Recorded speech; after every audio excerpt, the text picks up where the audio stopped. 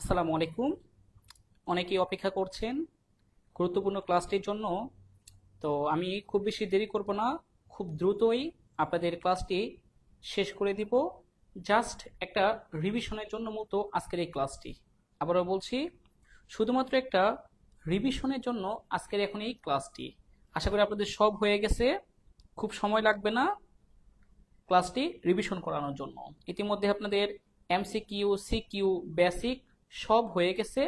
এখন জাস্ট একটু রিভিউ করব।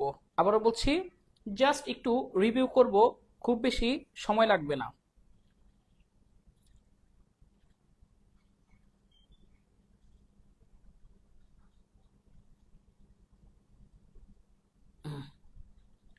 কথা ঠিকভাবে শোনা যাচ্ছে? একটু নেটওয়ার্কের সমস্যা রয়েছে, এই জন্য আজকে মূলত এই পেজ থেকে শুধু ক্লাস নিতে পারছি। ওকে, আচ্ছা। ওয়ালাইকুম আসসালাম। তো যারা যুক্ত হয়ে নেন, বা পরে ক্লাসটি করে নিতে পারলেও হবে। আমি কথা না বাড়িয়ে ক্লাস শুরু করছি। 1 নম্বর ক্যাপসুলে দেখেন ম্যানেজমেন্টের যে বেসিকগুলো আমি একটু দেখাবো। এই যে ম্যানেজমেন্ট, এই শব্দটার অর্থ হচ্ছে টু হ্যান্ডেল বা পরিচালনা করা। ম্যানেজমেন্ট শব্দটি আসছে ইতালীয় এই ম্যানেজিয়ার। মনে রাখবেন কিভাবে? ম্যান এগ, ডিম চেনেন না? ডিম, I R, man egg I R, manager. তা অন্তত মনে রাখেন। এ আর, এখানে একটু আর হবে, হ্যাঁ, এ আর, এ আর ম্যানেজিয়ার। ব্যবস্থাপনা একটি সামাজিক প্রক্রিয়া। কি জন্য? কারণ ব্যবস্থাপনা সমাজের বিভিন্ন পক্ষের সাথে সম্পর্ক সৃষ্টি করে এবং ব্যবস্থাপনার প্রতিষ্ঠানের অভ্যন্তরে একটা আলাদা সমাজ প্রতিষ্ঠা করে। ব্যবস্থাপনা সর্বজনীন কথাটি কে বলেছেন? সক্রেটিস, খ্রিস্টপূর্ব 25 শতাব্দে। এ কথাটা বলছেন সক্রেটিস। কবে? খ্রিস্টপূর্ব 25 শতাব্দে। এটা এমসিকিউ থাকে। কে বলছেন? সক্রেটিস। কি বলছেন? ব্যবস্থাপনা সর্বজনীন, যেটা ইংরেজিতে হচ্ছে ম্যানেজমেন্ট ইজ ইউনিভার্সাল। ব্যবস্থাপনা সর্বজনীন এ কথা বিশ্বাস করতেন না অলিভার শেলডন। যদি প্রশ্ন ক্রিটিক্যাল করতে চায় তখন আবার এটা দিতে পারে। ঠিক আছে? Okay, manage, man, T for tactfully is equal to management. Manage, man, T for tactfully is equal to management. এরপরে দেখেন ব্যবস্থাপনার উৎপত্তি কোথায়? যুক্তরাজ্যে। তবে প্রশাসনের উৎপত্তি কিন্তু যুক্তরাষ্ট্র। এই ট আছে, স আছে না? এই দেখেন স আছে। যুক্তরাষ্ট্র এটা হচ্ছে প্রশাসন, আর যুক্তরাজ্য হচ্ছে ব্যবস্থাপনার উৎপত্তি। ক্লিয়ার? তাহলে আমি সেকেন্ড ক্যাপসুলে যাব। আজকে একটু নেটওয়ার্কে খুব সমস্যা, ঠিক আছে? এই জন্য আমার ক্লাসটি এই পেজ থেকে নিতে পারতেছি। ওকে, জাস্ট শুধু একটা রিভিউ করানোর উদ্দেশ্যে ক্লাসটি নেওয়া। তারপরে আসেন এইটা, ব্যবস্থাপনার সবচেয়ে প্রাচীন যে ইতিহাসগুলো আছে, পরীক্ষা এখান থেকে আসে সবচেয়ে প্রাচীন সভ্যতা কোনটি? মিশরীয়। আর আসে দ্য কোড অফ হাম্বারাবি। এই হাম্বারাবিটা কোন সভ্যতায় ছিল? ব্যাবিলনীয় সভ্যতায়। এবং লাওজু নামে একজন চৈনিক সভ্যতার ব্যক্তি ছিলেন। চৈনিক সভ্যতার ইতিহাসে লাওজের অবদান রয়েছে। এছাড়া এটা বেশি আসে, এই যে গণতান্ত্রিক, গণতান্ত্রিক ব্যবস্থাপনা কোথায় হয়েছে? গ্রিক। মনে রাখবেন কিভাবে? গণতান্ত্রিক গ্রিক, গ গ, এটা যেমন রেখেন। হযরত মুসা আলাইহিস সালামের হিব্রু সভ্যতা, এটা আসে না, এটা আসে বেশি। আর এই প্রাচীন সভ্যতা মিশরীয় সভ্যতা, এই দুইটা বেশি আসে, এটা আর এইটা। বুঝতে পেরেছে? সবচেয়ে প্রাচীন সভ্যতা আর গণতান্ত্রিক ব্যবস্থাপনা, এই দুইটাটা বেশি আসে। ওকে, তাহলে এই 2 নম্বরটা ক্লিয়ার। এরপর আমরা আসি পরের ক্যাপসুলে, ব্যবস্থাপনার মধ্যযুগ। আপনার মধ্যযুগ হইছে 0 থেকে শিল্প বিপ্লবের পূর্ব। এখানে রয়েছে দেখেন আল ফারাবি লিখিতভাবে রাষ্ট্র ব্যবস্থাপনা নিয়ে আলোচনা করেন। এটা আসছে 22 সালে, এটা 22 সালের পরীক্ষায় এসেছিল। ইমাম গাজ্জালি নাসিহাত আল মুলক, এটা লিখেছিলেন উনি। এমসিকিউতে আসার সম্ভাবনা আছে এবং আসছেও। লুকা পেসোলি দুটো থাকলে হিসাব বিজ্ঞানে পড়ছেন। থমাস মোর কি লিখছেন? ইউটোপিয়া গ্রন্থটি, ইউটোপিয়া, আবার বলছি বানানটা দেখেন, ইউটোপিয়া। এটা এমসিকিউতে আসে, কতে কম আসে। ইউটোপিয়া লিখছেন কে? থমাস মোর।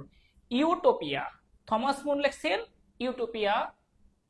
আল ফারাবি লিখিতভাবে রাষ্ট্র ব্যবস্থাপনা নিয়ে আলোচনা করছেন, বাস এই দুইটা বেশি আসে। আর ইমাম গাজ্জালি নাসিয়াত আল মুলক, ইমাম গাজ্জালি নাসিয়াত আল মুলক, এটার অবদান। ক্লিয়ার? এটা হচ্ছে মূলত আপনাদের জাস্ট একটা রিভিশন করানো, যা যা পড়ছেন একটা ক্লাসের মধ্যে একটু রিভিউ করে দেওয়া। ওকে, দেরি করবেন না সবাই, দ্রুত রিভিশন করবেন, দ্রুত চলে যাব। জাস্ট ফর একটা রিভিউ, ক্লাসটি হচ্ছে একটা রিভিউর উদ্দেশ্যে ক্লাসটি নেওয়া, আর কিছুই না। এরপর আসেন ব্যবস্থাপনা ইতিহাসের শিল্প বিপ্লব কাল, যেটা হয়েছিল আমাদের কত সালে? শিল্প বিপ্লব কালটা মতো 1750 থেকে 1850 সময় হয়েছিল। অবদানগুলো দেখেন। অ্যাডাম স্মিথ অর্থনীতির জনক, যিনি দ্য ওয়েলথ অফ নেশন গ্রন্থটি 1776 সালে লিখছিলেন। ভেরি ভেরি ইম্পর্টেন্ট এমসিকিউর জন্য।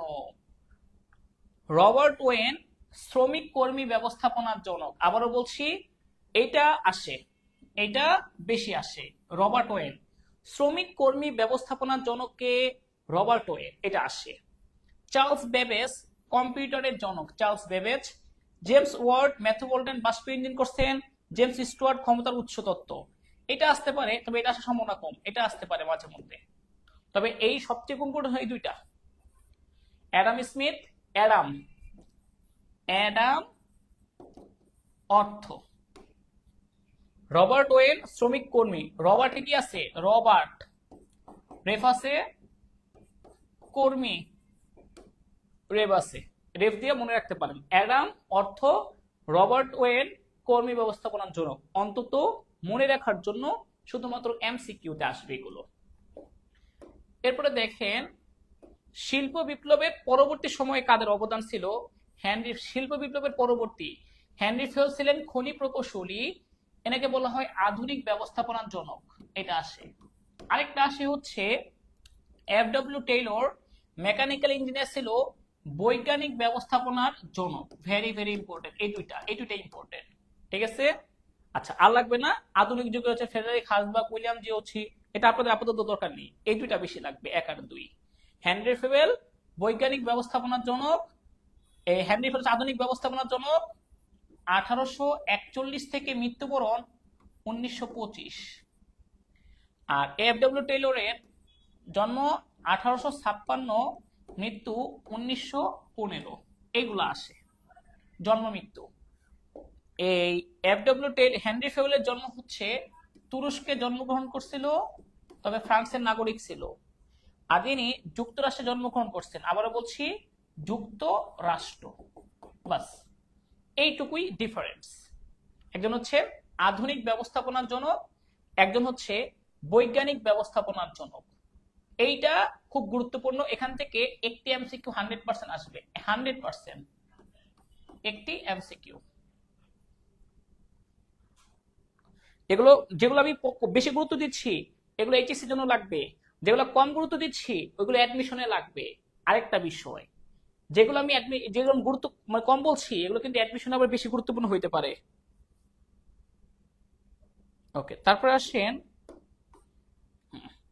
ব্যবস্থাপনা 6M, টেরি এন্ড ফ্রাঙ্কলিন দিচ্ছেন। 6M এর ধারণা কে দিয়েছেন? টেরি এন্ড ফ্রাঙ্কলিন। 6M এর মধ্যে কি কি আছে? ম্যান, মেশিন, মেথড, মানি, মার্কেট, ম্যাটেরিয়ালস, এই 6টা। তার মধ্যে সবচেয়ে গুরুত্বপূর্ণ হচ্ছে ম্যান, কারণ এটা হচ্ছে চালিকা শক্তি, প্রতিষ্ঠানের চালিকা শক্তি হিসেবে কাজ করে। আবারও বলছি, এই মানুষটা হচ্ছে প্রতিষ্ঠানের চালিকা শক্তি হিসেবে কাজ করে। ভেরি ভেরি ইম্পর্টেন্ট এটা। হেনরি ফেল আর রবীন্দ্রনাথ ঠাকুর একই সালে জন্মগ্রহণ করছেন, কিন্তু মৃত্যুবরণ দেখেন রবীন্দ্রনাথের মৃত্যুবরণ কত সালে? রবীন্দ্রনাথ উনি কত সালে মৃত্যুবরণ ইয়ে করছেন? এই রবীন্দ্রনাথ 60 সালে, 61 সালের সাথে 60 সালে উল্টাপাল্টা বলে কেন? এটা 1800, এটা 1900, হয় নাই তো? ব্যবস্থা সংগঠনকে বলা হয় বাহু, ব্যবস্থাপনাকে বলা হয় চোখ, প্রশাসনকে বলা হয় মস্তিষ্ক, পরিকল্পনা বলা হয় আয়না, নির্দেশনাকে বলা হয় হৃৎপিণ্ড। বলুন তো সকল কাজের সারাংশ কি কাজ? সকল কাজের সারাংশ বলা হয় কোনটাকে? সকল কাজের সারাংশ এটা কি?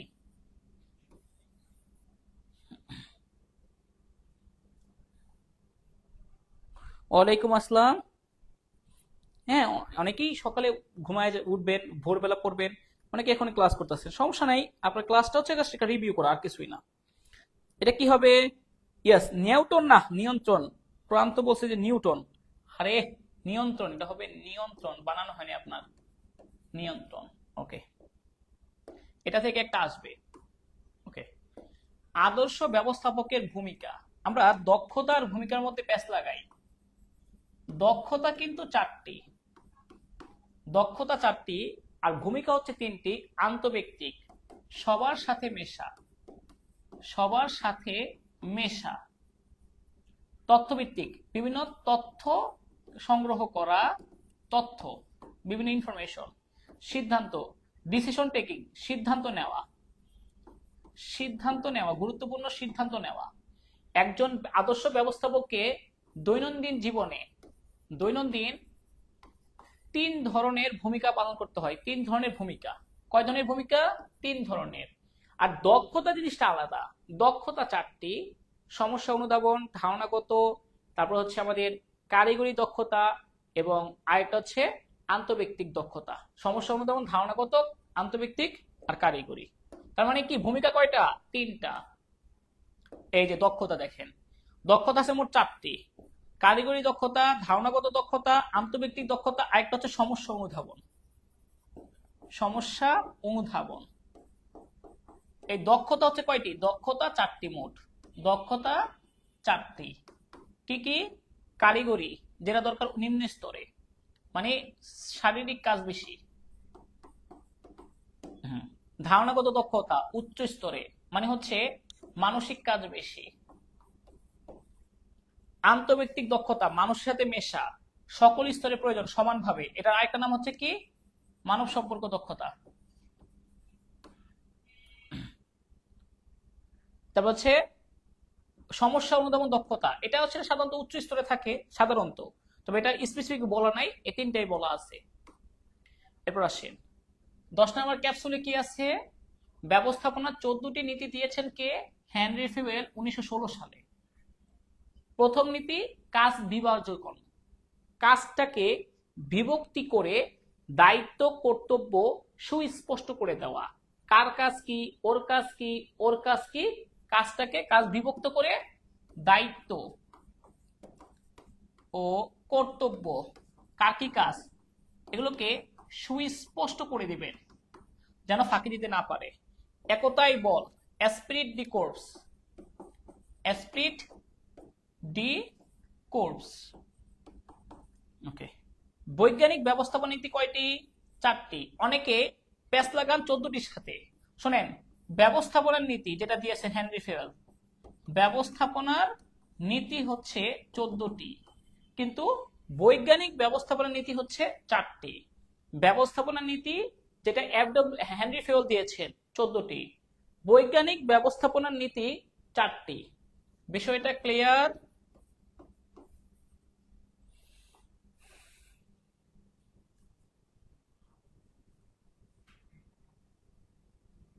ব্যবস্থাপনা নীতি 14টি, কিন্তু বৈজ্ঞানিক ব্যবস্থাপনা নীতি হচ্ছে 4টি, এটা মাথায় রাখবেন।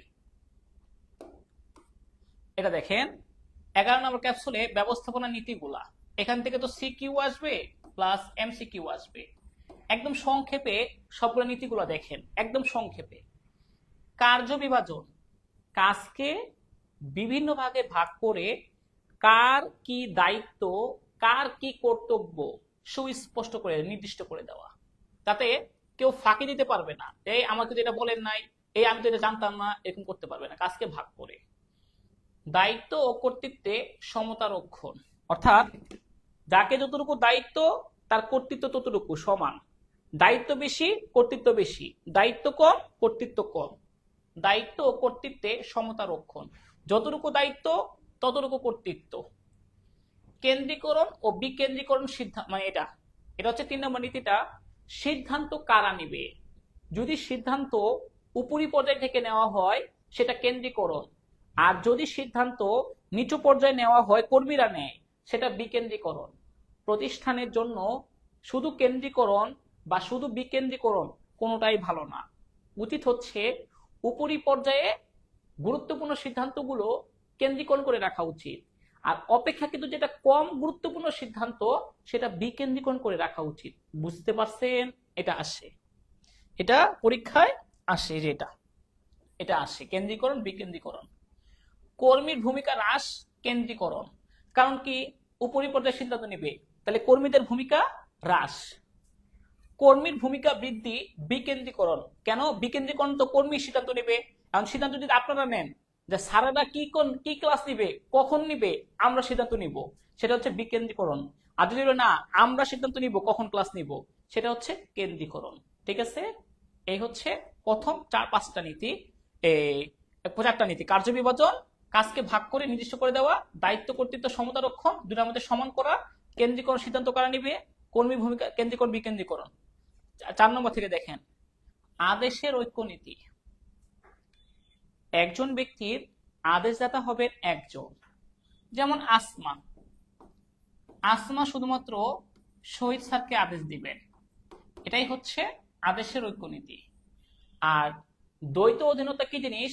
যদি আসমার সাথে সালমা, সাদিয়া অর্থাৎ একাধিক ব্যক্তি একজনকে ভিন্ন আদেশ দেন, সেটা হচ্ছে দ্বৈত অধীনতা, আদেশের ঐক্য নীতির বিপরীত।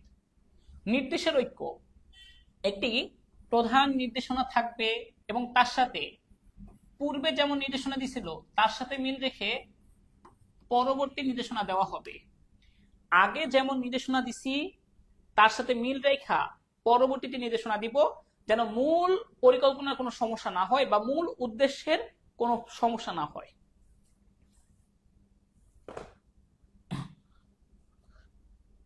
আচ্ছা, তারপর আসেন প্রতিষ্ঠানের স্বার্থ বড় করে দেখা। এটা কি? সাধারণ স্বার্থে নিজস্ব স্বার্থ ত্যাগের নীতি। প্রতিষ্ঠানের স্বার্থ বড় করে দেখা। অনেক সময় কি হয়, নিজের একটা বিয়ের দাওয়াত ছিল, বিয়ের, সেটা বাদ দিয়ে প্রতিষ্ঠানের মিটিংয়ে আপনি যুক্ত হবেন, প্রতিষ্ঠানের মিটিংয়ে যুক্ত হবেন। এটাকে বলা হয় অনেক সময় প্রতিষ্ঠানের প্রয়োজনে নিজের স্বার্থটাকে ত্যাগ করতে হয়। নিয়মানুবর্তিতার নীতি, উত্তম নিয়ম নীতি থাকবে প্রতিষ্ঠানে, একটা উত্তম নিয়ম নীতি থাকবে, সবাই সেটা পালনে সচেষ্ট থাকবে। যে ক্লাস টাইম 9:30টায়, 9:30টায় ক্লাস শুরু করতে হবে, ক্লাস টাইমের যখন বলা ছিল তখনই শুরু হবে, লাঞ্চের টাইম 1 ঘন্টা, 3 ঘন্টা কাটানো যাবে না। তারপর আসেন জোড়াময় শেকল। এটা হচ্ছে কর্তৃত্ব প্রবাহটা নিম্নগামী হয়, এই যে এরকম প্রতিষ্ঠানের উপরি পর্যায় থেকে একেবারে নিচু পর্যায় পর্যন্ত কে কার ঊর্ধ্বতন, কে কার অধস্তন যেন বুঝতে পারে। যেমন CEO, MD, GM, AGM, foreman, এখানে কে কার ঊর্ধ্বতন, কে কার অধস্তন ক্লিয়ার ভাবে বুঝতে পারবে। এটা হচ্ছে কর্তৃত্ব প্রবাহটা উপর থেকে নিচের দিকে নেমে আসে, কি? কর্তৃত্ব প্রবাহ। শৃঙ্খলার নীতি, যোগ্য ব্যক্তিকে যোগ্য স্থানে, যে আপনার সিইও হওয়ার যোগ্য তাকে যদি আপনি দারোয়ানের চাকরি দেন, আবার দারোয়ানকে যদি সিইও তে বসান, তাহলে আপনি প্রতিষ্ঠানে কি বেস্ট আউটপুট পাবেন? সম্ভব না। এজন্য যোগ্য ব্যক্তিকে যোগ্য স্থানে বসাইতে হবে। ঠিক আছে? সাম্যের নীতি, সবার প্রতি সমান আচরণ, ন্যায়পরায়ণ, নিরপেক্ষ থাকবেন। আবারও বলছি, প্রতিষ্ঠানে সবার প্রতি আপনি সমান স্নেহ মমতা দেখাবেন, কারো পক্ষ নেওয়া যাবে না, এটা অনৈতিক কাজ। উদ্যোগের নীতি, সবাইকে নতুন চিন্তা ধারণায় আপনার উদ্যোগী হইতে হবে। ঠিক আছে? একতাই বল নীতি, ঐক্য, সমঝোতা ও সহযোগিতা, সবাই সাথে একসাথে এগিয়ে যেতে হবে। এছাড়া একটা চাকরির স্থায়িত্বের নীতি, চাকরির স্থায়িত্ব। চাকরিটাকে পার্মানেন্ট করে দিলে প্রতিষ্ঠানের কর্মীরা কি হয়, নিশ্চিন্তে নির্ভয়ে কাজ করতে পারে। পারিশ্রমিকের নীতি আপনার পরিশ্রম অনুযায়ী, যোগ্যতা অনুযায়ী, দক্ষতা অনুযায়ী তাকে পরিশ্রম দিতে হবে, পারিশ্রমিক দিতে হবে, বেতন দিতে হবে, ন্যায্য পারিশ্রমিক দেওয়া, সেটা হচ্ছে পারিশ্রমিকের নীতি। ওকে ওকে অন্যান্য তিনটা গুরুত্বপূর্ণ নীতি আছে। নমনীয়তাটা আসে পরিবর্তিত পরিস্থিতির সাথে খাপ খাওয়ানো। অবস্থার পরিবর্তন হয়ে গেছে, আপনাকে সেই পরিবর্তিত যেটা চেঞ্জ হয়ে গেছে তার সাথে একটা অ্যাডজাস্ট করতে হবে, খাপ খাওয়াইতে হবে। এটা ভেরি ভেরি ইম্পর্টেন্ট। পরিবর্তিত পরিস্থিতির সাথে অ্যাডজাস্ট করানো, এটাই হচ্ছে নমনীয়তা। ভারসাম্য হচ্ছে সকল বিভাগের কাজের সমতা। কোন বিভাগকে বেশি কাজ, কোন বিভাগকে কম কাজ করা যাবে না, সকল বিভাগে একই রকম কাজ দিতে হবে। ব্যতিক্রমী নীতি, কিছু কিছু কাজ থাকে খুব গুরুত্বপূর্ণ, আবারও বলছি কিছু কিছু কাজ থাকে বেশি গুরুত্বপূর্ণ, ওই কাজে আপনি বেশি ফোকাস করবেন, এটাই হচ্ছে ব্যতিক্রমের নীতি। যেমন আপনার রোল ভরাট করা, রেজিস্ট্রেশন ভরাট করা, এগুলো হচ্ছে খুবই গুরুত্বপূর্ণ, এইগুলো যেন ভুল না হয় এই জন্য আপনি কি করেন, অধিক মনোযোগ দেন। খাতায় বানান ভুলো সমস্যা নাই, কিন্তু রোল রেজিস্ট্রেশন ভুল হওয়া যাবে না, এগুলোতে সতর্ক থাকতে হবে।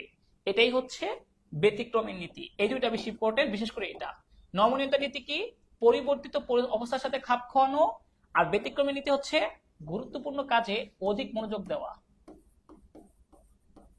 বুঝতে পেরেছেন এটা?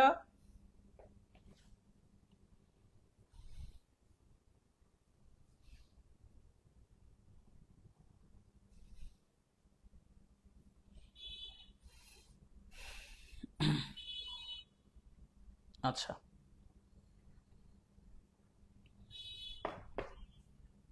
ওকে। পরিকল্পনার ধারণা। পরিকল্পনা হচ্ছে একটা মানসিক কাজ, চিন্তার সাথে সম্পর্কিত চিন্তন মনন কাজ। এটাকে বলা হয় কি, দর্পণ বা আয়নার সাথে তুলনা। পরিকল্পনা দর্পণ। প্রাথমিক কাজ, মানসিক কাজ, বুদ্ধি দিয়ে করতে হয়, শক্তি দিয়া না। সকল কাজের ভিত্তি, অন্যান্য যত কাজ আছে পরিকল্পনার, যেমন হচ্ছে ব্যবস্থাপনার সংগঠন, নির্দেশনা, নিয়ন্ত্রণ, সমন্বয় সাধন, সকল কাজের ভিত্তি এই পরিকল্পনা। প্রধান কাজ বা মুখ্য কাজ, চিন্তন মনন প্রক্রিয়া, এটা একটু পরের 30 সেকেন্ড সময়, এটা গুরুত্বপূর্ণ। হ্যাঁ, এটা একটু পরে। পরিকল্পনা প্রাথমিক কাজ, মুখ্য কাজ, প্রধান কাজ, সকল কাজের ভিত্তি।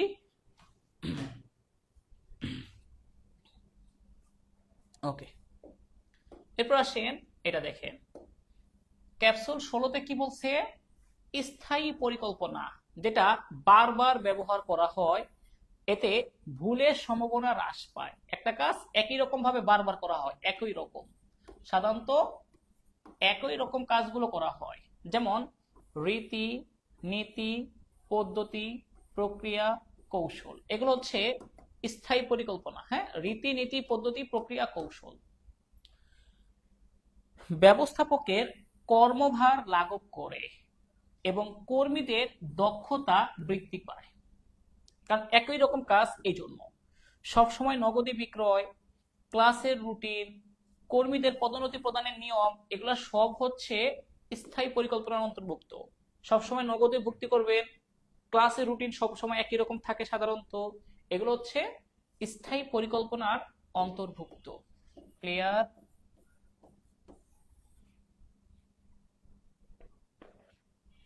জাস্ট একটা রিভিশন দিয়ে গেলেন, এটা হচ্ছে পড়াটা কি, একটা রিভিশন দেওয়া, যে সব পড়ছি যে একটু মনে আছে কিনা একটু রিমাইন্ড করি, রিমাইন্ড করার উদ্দেশ্যে মূলত ক্লাস।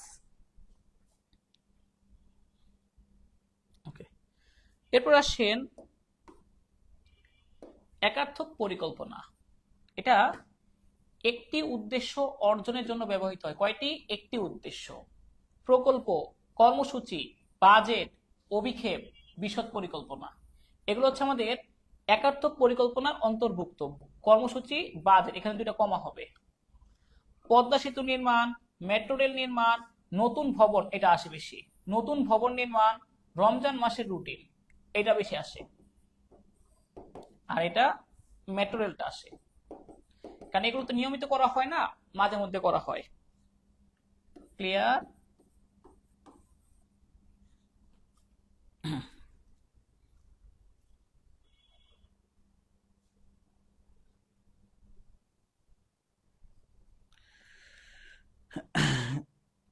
ওকে, 11টার মধ্যে শেষ করে দিই, টেনশনে কিছু নাই। তবে একটু আস্তে আবার না পড়লে, একটু দ্রুত পড়লে সমস্যা আছে, কারণ বোঝানোর বিষয় আছে। তো এটা তো আমি আপনাকে রিমাইন্ড করাচ্ছি, গদগদ গদগদ পড়লে তো বই থেকেই পড়তে পারেন। এটা একটু রিমাইন্ড করার জন্য একটু পড়াচ্ছি, যেন আপনাদের মনে থাকে। মানে পড়ানোর উদ্দেশ্য হচ্ছে মাইন্ড সেট আপটা রাখা। কারণ আমি জানি আপনি নিজে পড়াচ্ছে, যদি আপনাকে কেউ পড়াইয়া দেয়, দেখায় দেখায় পড়ায়, একটু ভঙ্গিমা করে বুঝিয়ে পড়ায়, মেমোরিতে ভালো এটা মনে থাকে। ক্যাপসুল 18তে দেখেন, পরিকল্পনার অভিপ্রেত ফল হচ্ছে লক্ষ্য। পরিকল্পনার অভিপ্রেত ফল হচ্ছে লক্ষ্য। প্রতিযোগিতা মোকাবেলা করা হয় কৌশলগত পরিকল্পনা।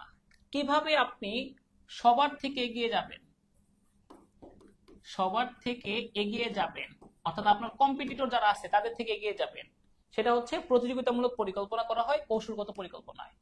ভিশন 2041 দীর্ঘমেয়াদী, 5 বছরের অধিক, শুধু 5 বছর না, 5 বছরের অধিক। বহুজাতিক কোম্পানি, এজন্য আঞ্চলিক পরিকল্পনা উত্তম। বলবেন স্যার আঞ্চলিক পরিকল্পনা কি? বহুজাতিক কোম্পানিগুলো তাদের ঢাকা শহরে শাখা থাকে, খুলনায় শাখা থাকে, চট্টগ্রামে শাখা থাকে। এই যে তাদের শাখাটা বিভিন্ন জায়গায় ছড়িয়ে ছিটিয়ে থাকে, বিভিন্ন অঞ্চলে, এজন্য আঞ্চলিক পরিকল্পনা করতে হয়। ঢাকার জন্য এক পরিকল্পনা, চট্টগ্রামের জন্য অন্য পরিকল্পনা।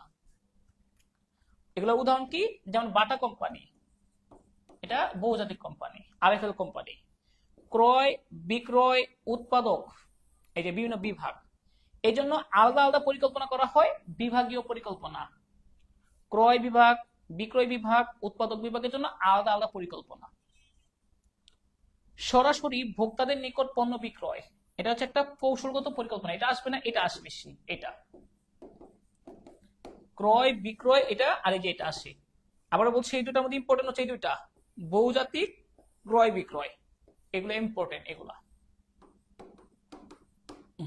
পরিকল্পনা অভিপ্রেত ফল হচ্ছে লক্ষ্য, এটা কতে আসে মাঝে মধ্যে, এটা আসে কতে। ওয়ালাইকুম আসসালাম।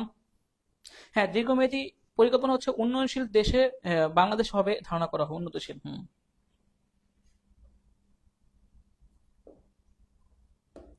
এরপর আসেন ক্যাপসুল 19, পরিকল্পনার প্রথম ধাপ ভবিষ্যৎ মূল্যায়ন, পরিকল্পনার শেষ ধাপ সহায়ক পরিকল্পনা প্রণয়ন। এই দুটো আসে বেশি। হ্যাঁ, প্রথম ধাপ আর শেষ ধাপ। সিদ্ধান্ত গ্রহণের প্রথম ধাপ সমস্যা চিহ্নিতকরণ ও সংজ্ঞায়িতকরণ। সিদ্ধান্ত গ্রহণের শেষ ধাপ উত্তম বিকল্প গ্রহণ। একাধিক বিকল্প থেকে সর্বোত্তম বিকল্প বাছাই হচ্ছে সিদ্ধান্ত গ্রহণ। এটাই তো ইম্পর্টেন্ট, আর এইটাই তো ইম্পর্টেন্ট, এই দুইটা। তবে আপনাদের সিলেবাস অনুযায়ী এই তিনটা কিন্তু নাই, এই তিনটা নাই, কিন্তু এমসিকিউ আইসা পড়বে। দেখবেন অনেক জায়গায় এমসিকিউ আইসা পড়ছে, সিলেবাস এই তিনটা নাই, কিন্তু এমসিকিউ দিয়ে বসে থাকবে। পরীক্ষাকে আন্দোলন করবেন, মানি না, মানবো না, পরীক্ষা তো দিয়ে আসতে হবে, এই জন্য একটু দেখে রাখেন যদি আইসা পড়ে। তবে আসলে এটা আসার সম্ভাবনা বেশি, যে একাধিক বিকল্প থেকে সর্বোত্তম বিকল্প বাছাই হচ্ছে সিদ্ধান্ত গ্রহণ। পরিকল্পনার প্রথম ধাপ ভবিষ্যৎ মূল্যায়ন, শেষ ধাপ সহায়ক পরিকল্পনা প্রণয়ন।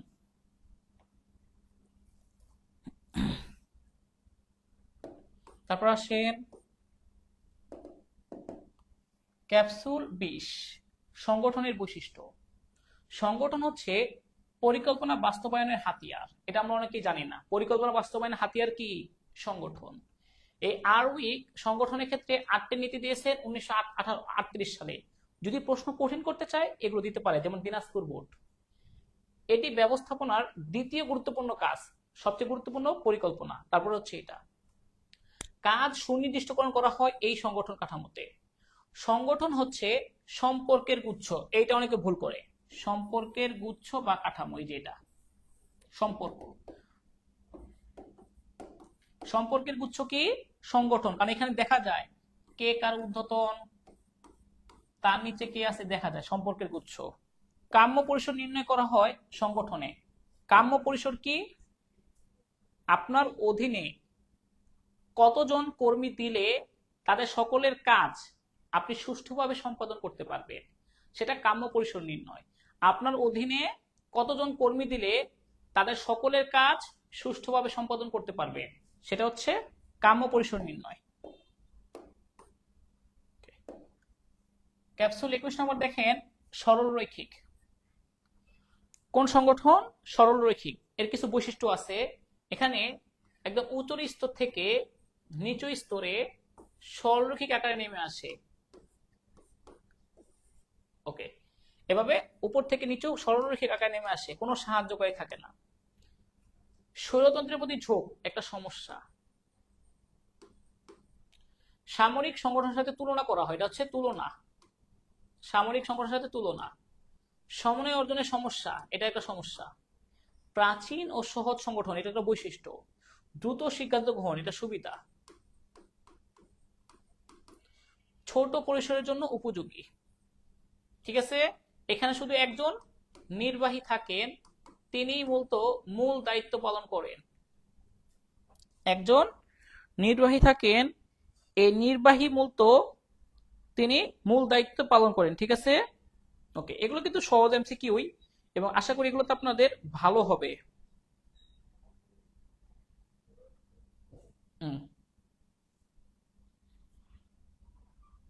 সমন্বয় সাধন তো আপনাদের নাই, সংগঠিতকরণ আছে, সমন্বয় সাধন তো নাই। সরলরৈখিক ও পদস্থ, এখানে হচ্ছে একজন নির্বাহী থাকেন এবং তাকে একজন সাহায্যকারী থাকেন, সাহায্যকারী পরামর্শ দিয়ে সাহায্য করেন। নির্বাহীকে সহায়তা করার জন্য বিশেষজ্ঞ কর্মী থাকেন।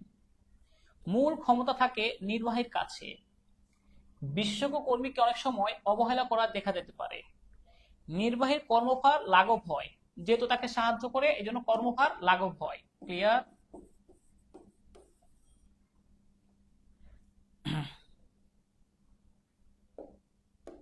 এরপর আসে কার্যভিত্তিক সংগঠন, ভেরি ভেরি ইম্পর্টেন্ট। এটা অনেকেই এটাতে প্যাচ লাগান, কাজকে ছোট ছোট ভাবে দেখেন। এফ.ডব্লিউ. টেইলর আবিষ্কার করছেন, এটাকে বলা হয় ফাংশনাল ফোরম্যানশিপ। 1880 সালে আবিষ্কার। বিশেষজ্ঞ কর্মী মূল দায়িত্বে থাকেন। এই হচ্ছে আসল কথা, কাজকে ছোট ছোট ভাগে ভাগ করা হয়। যেমন ক্রয় বিভাগের জন্য, বিক্রয় বিভাগের জন্য, উৎপাদন বিভাগের জন্য আলাদা। বিশেষায়নের নীতি, কোন নীতি? বিশেষায়নের নীতি ও শ্রম বিভাজন নীতি অনুসরণ করা হয়। এখানে একজন বিশেষজ্ঞ কর্মী থাকেন, বিশেষজ্ঞ, তিনি মূল দায়িত্ব থাকেন, তাকে সাহায্য করে কেউ থাকে না। এরপর আসেন কমিটি সংগঠন। এটা দেখেন, বিশেষ কাজ সম্পাদন, হঠাৎ করে আগুন লাগছে, অগ্নি, বিক্রয় হ্রাস পাইছে, এসব বিশেষ কারণে মূলত এটা করা হয়, বিক্রয় হ্রাস পাইছে এরকম। সকলের দায়িত্ব আবার কারো দায়িত্ব নয়, এটা একটা অসুবিধা যে কেউ দায়িত্ব পালন করতে চায় না। নির্দিষ্ট কোনো কাজ সম্পাদনের জন্য দেওয়া হয়। অস্থায়ী প্রকৃতি, সবচেয়ে অস্থায়ী। কমিটি সাধারণত দুই ধরনের আছে, স্থায়ী অস্থায়ী, দুই ধরনের আছে। নানা মুনির নানা মত, এক একজন এক একটা মত দিবে। সিদ্ধান্তহীনতার প্রতীক লোক, কেউ সিদ্ধান্ত নিতে চায় না। এর সমর্থক শব্দ কি কি? Board, task force, commission, council. MCQ আসতে পারে। এগুলো কিন্তু খুব কঠিন এমসিকিউ, সহজ এমসিকিউ না। এগুলো হচ্ছে অ্যাডমিশনের জন্য উপযুক্ত, এইচএসসি প্লাস অ্যাডমিশনের জন্য উপযুক্ত, এগুলো পড়তে হবে আপনাকে। এই জন্য একটু দেখে রাখেন, যদি বোর্ডে কঠিন প্রশ্ন করে, যেমন দিনাজপুর বোর্ডের মতো, তাহলে আয়সা করতে পারে। ওকে, তারপর আসেন হচ্ছে 25 নম্বরটা, ম্যাট্রিক্স সংগঠন। ম্যাট্রিক্স ক্যাপসুল 25-এ, এটা কি? আধুনিক জটিল বৃহদায়তন সংগঠন, সবচেয়ে আধুনিক। হ্যাঁ, এটা ভেরি ভেরি ইম্পর্টেন্ট। এবং এখানে দেখেন, দুই ধরনের নির্বাহী একসাথে কাজ করেন, একটা দ্রব্যভিত্তিক, একটা কার্যভিত্তিক, দুই ধরনের নির্বাহী। দ্বৈত অধীনতা সৃষ্টি হয় কেন? কারণ দুইটা নির্বাহী থাকে, দুইটা ভিন্ন আদেশ দেয়। 1960 সালে মূলত করা হয়েছিল, এগুলো লাগবে না এটাতে। প্রতিটি পণ্য বা সেবাকে আলাদা গুরুত্বভাবে দেওয়া হয়, যে প্রোডাক্ট এ, প্রোডাক্ট বি, প্রোডাক্ট সি, এগুলোকে আলাদাভাবে গুরুত্ব দেওয়া হয়।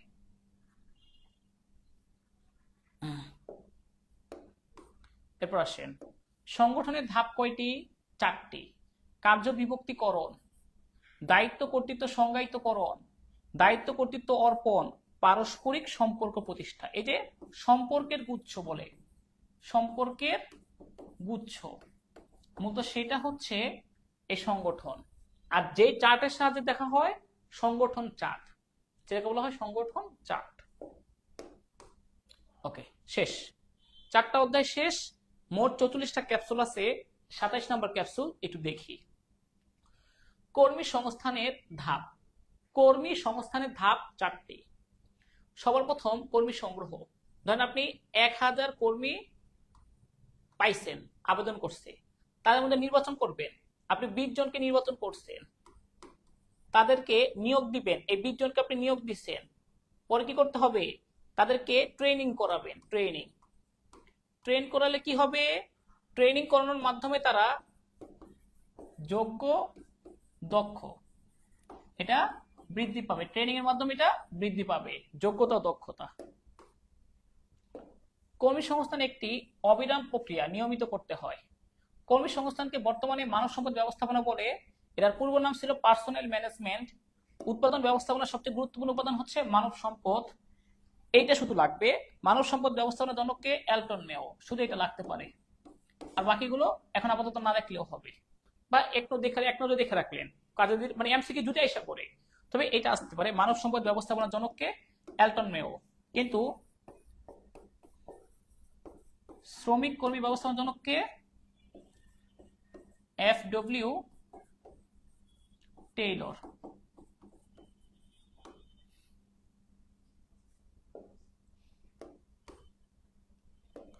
কর্মী সংগ্রহের উৎস কয়টি? 2টি, একটা অভ্যন্তরীণ, একটা বাহ্যিক।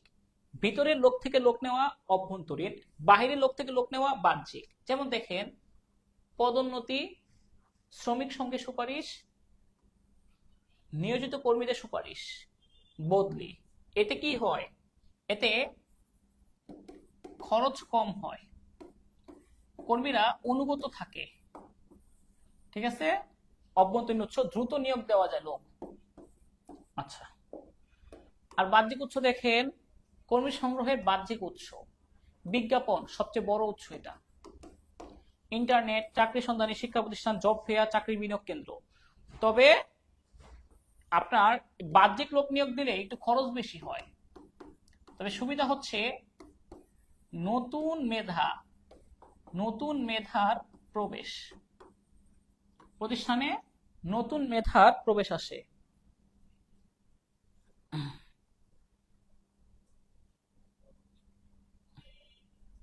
ঠিক আছে, ওকে। শ্রমিক কর্মী ব্যবস্থাপনা রবার্ট ওএনজি।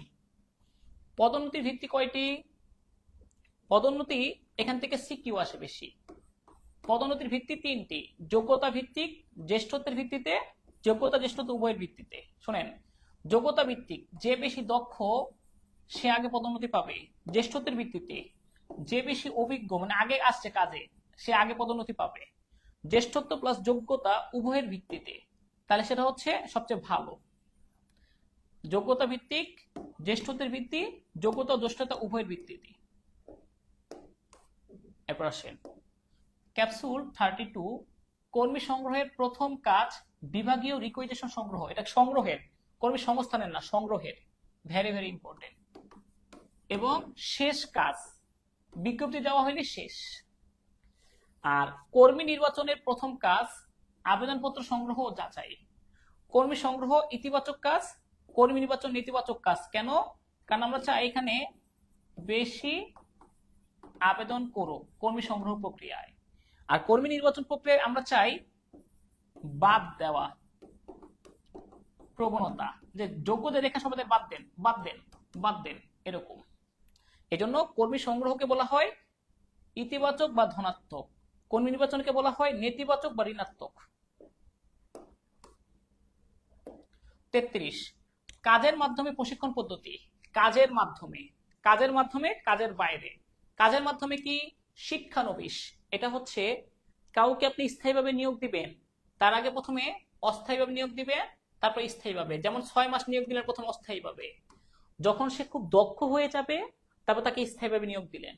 পদাবর্তন, এই থানা থেকে ওই থানা, এই জেলা থেকে ওই জেলা, এই শাখা থেকে ওই শাখা, এই মন্ত্রণালয় থেকে ওই মন্ত্রণালয়, এভাবে ঘুরাইয়া ঘুরাইয়া তাকে পদোন্নতি দেওয়া বিভিন্ন জায়গায়।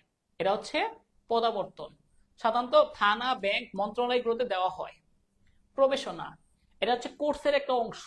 এটা কোনো চাকরি দিবে না কেউ আপনাকে, এমনি যাবেন, কাজ শিখে চলে আসবেন, এটা কোর্সের অংশ। ডাক্তারদের যেমন তাদের বিবিএ কোর্স শেষ করার পরে, মেডিকেলের কোর্স শেষ করার পরে ঢাকা মেডিকেল কলেজে ইন্টার্নশিপ করতে যায়। কোচিং খেলোয়াড়দের জন্য উপযুক্ত। হাতে কলমে শিক্ষাদান, পর্যবেক্ষণ, এগুলো হচ্ছে কাজের মাধ্যমে। আর কাজের বাইরে গুলো দেখেন একটু, কাজের বাইরে এমসিকিউতে আসে এগুলো। যেমন বক্তৃতা দেওয়া, আলোচনা করা, সেমিনার করা, অধিবেশন করা, ঘটনা, ওয়ার্কশপ, নাট্যাভিনয়। অনুভূতি প্রবণ প্রশিক্ষণটা ইগো দূর করে কাদের? উচ্চ পর্যায়ের লোকদের। উচ্চ পর্যায়ের লোকদের একটু কি হয়, অনুভূতি প্রবণ ইগো দূর হয়, একসাথে বসে অনেকক্ষণ সময়ের জন্য আলোচনা করে অনলাইন। তার মধ্যে এগুলো হচ্ছে কি কাজের বাইরে, এমসিকিউর জন্য গুরুত্বপূর্ণ।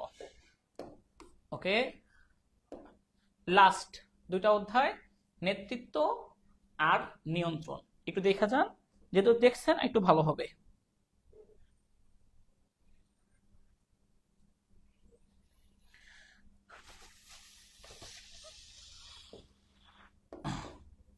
আদর্শ নেতার গুণাবলী। একজন আদর্শ নেতার গুণাবলী কি কি?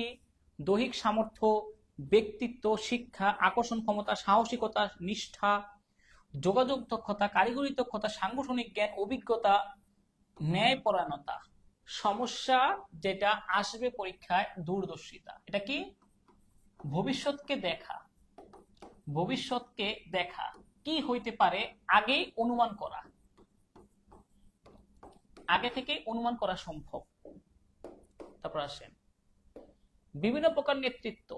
যেমন নেতৃত্ব আছে দুই ধরনের, একটা হচ্ছে আনুষ্ঠানিক, অনানুষ্ঠানিক। এটা হচ্ছে আমাদের আনুষ্ঠানিকতার বিচারে।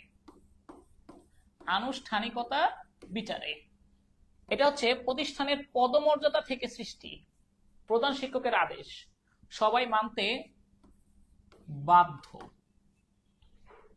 অনানুষ্ঠানিক নেতৃত্ব একসাথে চলতে গিয়ে সৃষ্টি হয়, এখানে মানতে বাধ্য নয়।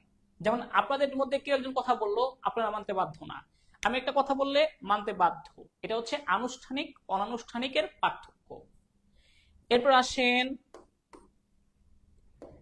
ক্ষমতা প্রয়োগের ধরন বিচারে নেতৃত্ব। যেমন গণতান্ত্রিক, স্বৈরতান্ত্রিক, পিতৃসুলভ, লাগামহীন। এটা অনেকবার পড়াইছি। গণতান্ত্রিক নেতৃত্ব পরামর্শ করা হয়, সবচেয়ে উত্তম, এটা সবাই পছন্দ করে, এটা সবাই পছন্দ করে। স্বৈরতান্ত্রিক নেতৃত্ব গণতান্ত্রিকের বিপরীত নেতৃত্ব। নেতা একাই সব সিদ্ধান্ত নেয়, তাদের কর্মীদের শাস্তি, চাপ, ভয়, জোর করে কাজ আদায় করে। ঠিক আছে, এটা কেউ পছন্দ করে না, এটা সবাই ঘৃণা করে। পিতৃসুলভ নেতৃত্ব স্বৈরতান্ত্রিক নেতৃত্বের একটু উন্নত সংস্করণ। এখানেও নেতা একা সিদ্ধান্ত নিবে, তবে কর্মীদের সাথে বা কর্মীদের ভালো মন্দের কথাটা সে মাথায় রাখবে, এখানেও একাই সিদ্ধান্ত নেয়। লাগামহীন, কর্মীরা অবাধ স্বাধীনতা ভোগ করে। লাগামহীনে কর্মীরা অবাধ স্বাধীনতা ভোগ করে। নেতা কর্মবিমুখ, কাজ করতে চায় না, ক্লাসের কথা বলে চলে গেল, ক্লাস হইলে হইলো, না হইলে নাই, পড়াশোনা করলে করলে, না করলে নাই, দেখার সময় নেই নেতার। এটা হচ্ছে আমাদের লাগামহীন নেতৃত্ব। এটা হচ্ছে কি লাগামহীন নেতৃত্ব। তারপর আসেন ক্যাপসুল 38। যিনি নেতৃত্ব দেন তাকে নেতা বলা হয়। লক্ষ্য অর্জনের জন্য মানুষকে প্রভাবিত করা হচ্ছে নেতৃত্ব। কি করা? প্রভাবিত, প্রভাব। অধস্তনদের দিয়ে কাজ করিয়ে নেওয়া হচ্ছে কর্তৃত্ব। আপনাকে দিয়ে কাজ করিয়ে নেওয়ার ক্ষমতা হচ্ছে কর্তৃত্ব। মূল ভিত্তিক নেতৃত্ব সাধারণত এফএ ফিল্টার আবিষ্কার করছেন, এটা আবার এমসিকিউতে আসে অনেকের। কর্মীদের দিক বিচার নেতার কাজ, এটা আপাতত লাগবে না, অনেক সময় আসে। দলগত প্রচেষ্টা, উন্নয়ন, মনোবল বাড়ানো, যোগাযোগ পেশনা, এটা আপনারা হয়তো পারবেন না এখন। আপাতত এই দুইটা দেখেন। পরামর্শমূলক নির্দেশনা, যেটা গণতান্ত্রিক নেতৃত্ব, নেতৃত্বের ক্ষেত্রে যেটা গণতান্ত্রিক নেতৃত্ব যেই কথা সেটা নির্দেশনার ক্ষেত্রে পরামর্শমূলক নির্দেশনা একই রকম। নির্দেশনাকে প্রশাসনের হৃৎপিণ্ড বলা হয়। কথাটা বলছেন কে? মার্শাল ডিমক। এমসিকিউতে আসতে পারে, আবার সিকিউতে লেখা দিবেন এই কথাটা নীলকালি দিয়ে। গণতান্ত্রিক নেতৃত্ব মানে পরামর্শমূলক নির্দেশনা। নির্দেশনা সর্বদা নিম্নগামী, উপর থেকে নিচের স্তরে নেমে আসে। পরামর্শমূলক নির্দেশনার দ্বিমুখী যোগাযোগ সৃষ্টি হয়। ভেরি ভেরি ইম্পর্টেন্ট এমসিকিউর জন্য এটা। কিরকম? দ্বিমুখী, দুইজনে কথা বলতে পারে, দ্বিমুখী। পরিকল্পনা উৎকর্ষতা বৃদ্ধি পায় পরামর্শমূলক নির্দেশনায়। তবে এটা সমস্যা আছে। সমস্যা কি? গোপন তথ্য প্রকাশ করতে হয় এবং দেরি হয়, কাজ সিদ্ধান্ত নিতে দেরি হয়, কারণ সবার সাথে আলোচনা করতে হয়, তো এই জন্য। আবার অনেক সময় কর্মীরা অদক্ষ হয়, তারা সিদ্ধান্ত নিতে পারে না। ওকে, নিয়ন্ত্রণকে কি বলা হয়? কালান্তিক কাজ, কালের শেষে করা হয়, সর্বশেষ কাজ, একই কথা। অবিরাম প্রক্রিয়া, নিয়মিতভাবে চলবে, যতদিন ব্যবস্থাপনার পরিকল্পনা আছে ততদিন নিয়ন্ত্রণ থাকবে। পরবর্তী পরিকল্পনার ভিত্তি, নিয়ন্ত্রণ দিয়ে কাজ শেষ, আবার পরিকল্পনা দিয়ে শুরু, নিয়ন্ত্রণ দিয়ে শেষ, পরিকল্পনা দিয়ে শুরু, একই মুদ্রার এই পিঠ ওই পিঠ। পরিকল্পনা দিয়ে শুরু, নিয়ন্ত্রণ দিয়ে শেষ, আবার পরিকল্পনা দিয়ে শুরু, নিয়ন্ত্রণ দিয়ে শেষ, এভাবে ঘুরতে থাকে। অর্থাৎ পরবর্তী পরিকল্পনার ভিত্তি হচ্ছে নিয়ন্ত্রণ। পশ্চাৎমুখী কাজ, পরিকল্পনা অনুযায়ী কাজ করে, পিছনের কাজ দেখা। ঊর্ধ্বতন সম্পাদিত কাজ, উপরের পর্যায়ে লোকেরা কাজ করে। ভিত্তি নির্ভর কাজ, পরিকল্পনা নিয়ন্ত্রণ হচ্ছে পরিকল্পনার ভিত্তি, কারণ পরবর্তী পরিকল্পনার ভিত্তি নিয়ন্ত্রণ, আবার নিয়ন্ত্রণের পরিকল্পনা একই মুদ্রা এপিঠ ওপিঠ। শোনেন, পরিকল্পনা হচ্ছে সকল কাজের ভিত্তি, আর নিয়ন্ত্রণ করার পরে কি হয়? আবার পরিকল্পনা করবে, তাহলে শেষ নিয়ন্ত্রণের কাজটা পরবর্তী পরিকল্পনার ভিত্তি, পরবর্তী পরিকল্পনার ভিত্তি। নিয়ন্ত্রণের ধাপ, আদর্শমান নির্ধারণ। 162 এমসিকিউ পর আপনাদের 6 দিল। কার্যফল পরিমাপ, আপনি বাস্তবে 100 এমসিকিউ পড়ছেন, কেউ 200 এমসিকিউ পড়ছে। আদর্শ মানের সাথে সম্পাদিত কার্যফলের তুলনা। ওকে, দিলাম 162টা, আপনি করলেন 200টা, তাহলে আপনি বেশি করছেন। বিচ্যুতির কারণ নির্ণয় মূল্যায়ন, কিভাবে বেশি করলেন? দেখা যাচ্ছে আপনি রাত জায়গা পড়াশোনা করছেন, সংশোধনের ব্যবস্থা গ্রহণ, আপনাকে পুরস্কার দিব, আর খারাপ কম করলে শাস্তি দিব। পুরস্কার দেওয়া, শাস্তি দেওয়া, এটা থেকে প্রশ্ন আসবে 100%। নিয়ন্ত্রণের ধাপ 5টি, আর এই আদর্শ মানের সাথে সরাসরি সম্পর্ক পরিকল্পনার। আদর্শ মানের সাথে সম্পাদিত কার? পরিকল্পনা, ঠিক আছে। তারপর আসেন গ্যান্ট চার্ট ও পার্ট, পরিকল্পনা নিয়ন্ত্রণের কৌশল। সমচ্ছেদ বিন্দু যেখানে আয় ব্যয় সমান। বাজেটীয় নিয়ন্ত্রণ সবচেয়ে উত্তম নিয়ন্ত্রণ কৌশল। ব্যক্তিগত পর্যবেক্ষণ প্রাচীন নিয়ন্ত্রণ কৌশল। নিয়ন্ত্রণের আধুনিক কৌশল পার্ট ও গ্যান্ট চার্ট। সত্যি কথা বলতে এগুলো সিলেবাসে নাই, আপনাকে দিয়ে দিবে এমসিকিউ, দেখবেন 100% এগুলো সিলেবাসে নাই, কিন্তু এমসিকিউ আসবে পরীক্ষায় 100% কয়েকটা বোর্ডে দিয়ে দিবে। তো আমার কি করার, পড়াই দিলাম আপনাকে। বিশেষ করে যেটা আয় ব্যয় সমান সমচ্ছেদ বিন্দুতে, ব্যক্তিগত পর্যবেক্ষণ প্রাচীন নিয়ন্ত্রণ কৌশল, নিয়ন্ত্রণের আধুনিক কৌশল পার্ট ও গ্যান্ট চার্ট, এই হলো বিষয়। কারণ ঢাকা বোর্ডের লোকেরা তো সিলেবাস দেখে প্রশ্ন করে না, একটা দিয়ে দিবে আন্দাজি। সিপিএম ক্রিটিক্যাল পথ method, PERT program evaluation and review technique, এগুলো সিলেবাসে নাই, দিয়ে দিবে। BEP break even point, SWOT strength weakness opportunity threat. Strength আপনার শক্তি, উইকনেস আপনার দুর্বলতা, অপরচুনিটি আপনার সুযোগটা বাহিরে, থ্রেট হুমকি, কি ধরনের হুমকি আছে।